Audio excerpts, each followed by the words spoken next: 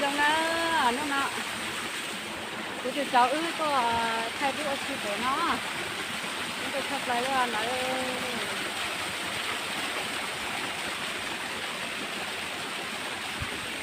cái mà cái chuyện kia là cái còn không biết là đâu mà cái gì nữa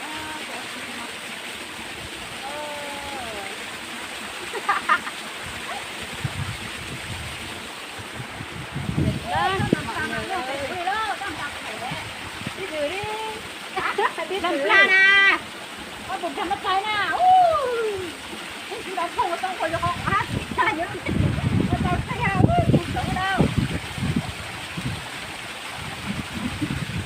Nè, ghét để dùng lượng thôi, nhớ dùng được nữa. xóa bằng đi đi, Xóa chứ, xóa mình cho xem nào ảnh nào không đẹp thì xóa đi rồi. xóa thằng cho nó sầu à. Nè, theo bụng lá rồi đây. Anh gọi đấy.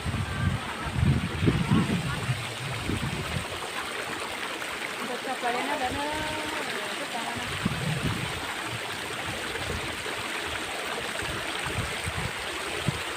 Học bây giờ mà. Hả? Đợi tí. Đang coi video.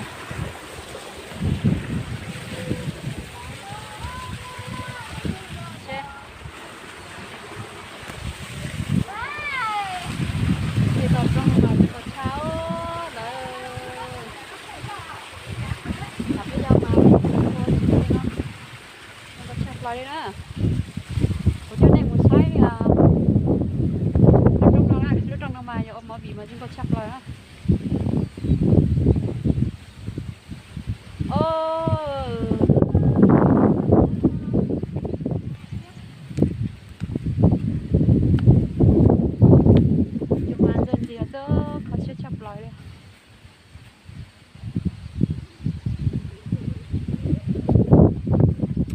Anh ơi, bên đây cho một kèo nào.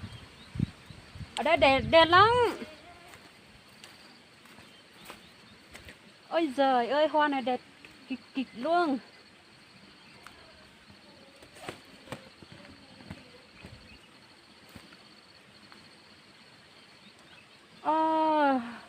Lại ơi, chúng có chọc lại lên nữa. Nhiệt cha đây à. Để xin nó nọ, chả mình chỉ có cuối thế.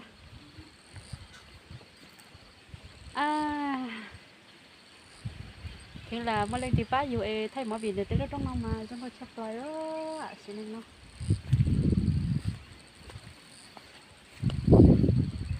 Mình sẽ đứng trên đâu mà bác tới chúng tôi chọc lại đó.